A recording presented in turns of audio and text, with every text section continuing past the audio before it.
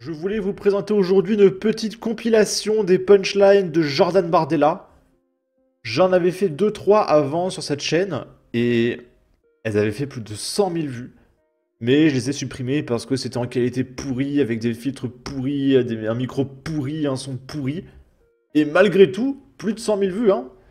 Donc je me suis dit que c'est un peu dommage de les avoir supprimées et que ce serait pas mal de les avoir en qualité supérieure avec mon matériel et mon montage d'aujourd'hui. Et donc là, c'était en 2023. Il y a BFM TV qui demande à Jordan Bardella de réagir à un tweet de Madame Rousseau qui, comme d'habitude, est complètement pété et déconnecté de la réalité. Et Jordan, avec un naturel pas possible, avec un franc-parler tellement spectaculaire, il nous dit non mais je vais pas réagir à un tweet de Madame Rousseau. Un peu genre non mais tout le monde s'en fout Madame Rousseau là. Vous voulez pas parler de sujets vraiment intéressants? Jordan Bardella, je voudrais juste vous soumettre ce tweet de l'écologiste Sandrine Rousseau qui réagissait à la vidéo que vous a montrée Amandine, précisément sur le fait que le policier que l'on a vu ait sorti son arme de service. Elle dit ce geste est inadmissible. Et elle parle de Naël, je suppose. Il n'aurait pas dû sortir son arme, ce policier. Non mais excuse-moi, je vais pas réagir au tweet de Madame Rousseau. Parce que vous le trouvez stupide. Le sujet de savoir si une stupide. le la tweet question, de c'est un Madame policier, Rousseau quand sont même, une sortir bêtise son arme ou pas. Non mais les Voilà. tweets de Madame Rousseau, excusez-moi, sont d'une bêtise permanente, effarante.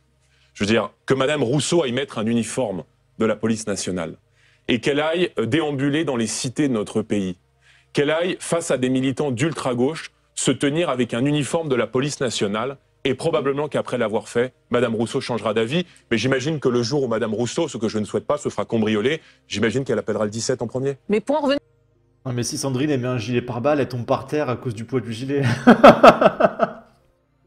Donc c'était pas possible. Et puis encore une fois, j'adore. Jordan il est même pas méprisant, c'est juste naturellement. Non mais je vais pas réagir à un tweet de Madame Rousseau. Là c'était Gérald Darmanin sur RMC qui a été condescendant avec Apolline de Malherbe. C'est important pour la séquence d'après. Et il avait dit cette célèbre phrase « Calmez-vous madame, ça va bien se passer ».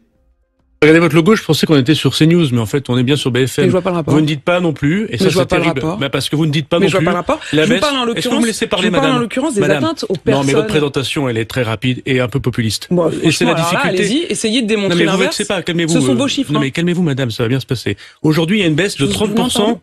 Ça Je va vous bien demande se passer. Il va bien se passer. Non, mais Il y a Gérald 30% Darmanin, de attendez, baisse. pause. Oh, je vous demande pardon. Comment Ça vous va bien parlez se passer, madame. Vous allez voir. Mais Il y a c'est quoi le 30%, problème il y a 30% de baisse. Et du coup, Apolline de Malherbe s'est pas laissé faire, hein, mine de rien.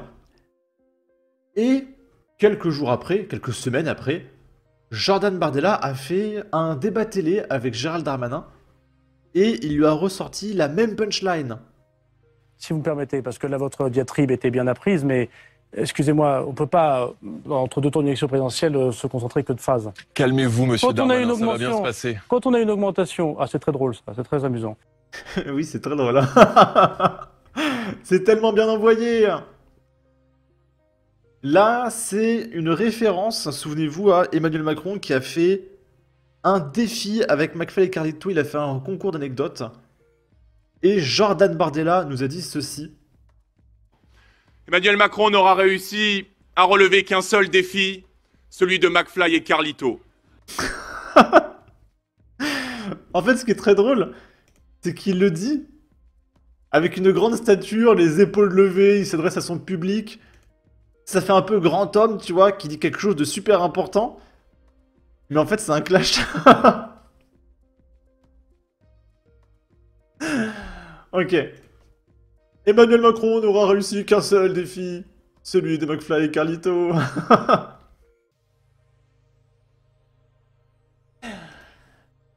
Là, on est sur TMC. Il y a un journaliste du quotidien qui a essayé de clasher Jordan. Malheureusement, c'est lui qui s'est fait clasher. Avant de partir, on avait une dernière question pour l'homme qui se rêvait Premier ministre il y a à peine 2 mois. En fait, j'ai trouvé. Vous êtes un peu Premier ministre, du coup, mais sans lettres. Comme vous êtes un peu journaliste, mais sans lettres, un peu provocateur. C'est pas gentil, ça. Bah, même niveau d'amabilité que vous. Ok. Là, on va changer un petit peu. C'est une punchline de Éric Zemmour. Voyez-vous, Je peux vous je ne répondre peux ou pas c'est interdit? imaginer, si vous voulez rendre la France grande, comment vous pouvez la rendre grande en mettant de côté 50% des personnes qui y vivent. Madame Moreno, d'abord, la France n'est pas un McDonald's. On n'y vient pas comme on est. Et on va terminer avec Jordan Bardella qui nous parle de Squeezie, le multimillionnaire communiste de gauche. Des influenceurs qui ont la chance d'avoir des salaires gigantesques, de plusieurs millions d'euros par an, qui bien souvent sont expatriés à Dubaï, venir dire à des gens qui gagnent 1300 ou 1400 euros, qui n'ont pas la chance d'habiter dans des immeubles surprotégés par des digicodes et des agents de sécurité, la manière dont ils doivent voter, et accessoirement leur dire de ne pas voter pour le Rassemblement national. Je suis extrêmement mal à l'aise, mais j'imagine que Squeezie, par exemple, ou que Léna Situation, qui sont des soutiens revendiqués de Jean-Luc Mélenchon et de la France Insoumise, seront ravis lorsque le programme fiscal, notamment de la France Insoumise, va être mis en œuvre, parce que Monsieur Mélenchon, au-delà de 400 000 euros de revenus par an, il vous prend 90%. Donc j'imagine sans doute que Léna Situation et Squeezie sont parfaitement prêts pour la France, pour les valeurs, pour la démocratie française, à renoncer à 90% de leurs revenus. C'est la 14e tranche, voilà, plus de 400. Non, il faut leur poser la question, parce que tant mieux ça. Non, vous inquiétez pas, ils vont s'expat à Dubaï, à Malte, comme Leclerc, pour pas payer d'impôts.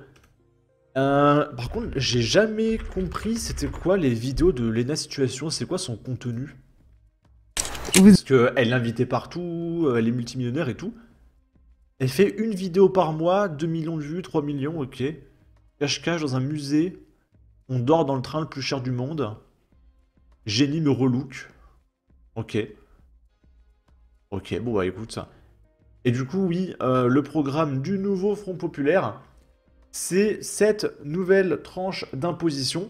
Et on peut voir que à la 14e tranche, au-delà de 411 000 euros, vous êtes taxé de 90% de vos revenus. C'est le communisme ultime. Et puis vous, si vous n'étiez pas imposé de base, vous allez l'être. Première tranche, vous payez 1% d'imposition. Deuxième tranche, 5%. Et troisième tranche, 10%. Sachant qu'aujourd'hui, actuellement, il n'y a pas d'imposition en dessous de 20 000 euros par mois. Donc il y a 3 tranches de rajouter par le NFP. Ce parti communiste qui, soi-disant, se bat pour les prolos, les pauvres, etc. Non.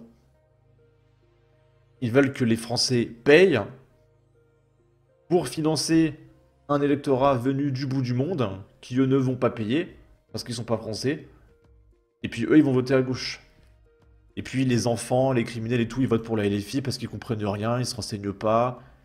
C'est Squeezie qui leur a dit de voter. Et Squeezie, il est cool. Donc forcément, il a raison, Squeezie. Évidemment. Allez, sur ce, n'hésitez pas à donner votre avis, votre opinion, à partager, liker, commenter. Ça aidera au référencement de la vidéo sur YouTube. Abonnez-vous, suivez-moi sur Twitter. Prenez soin de vous. Salut!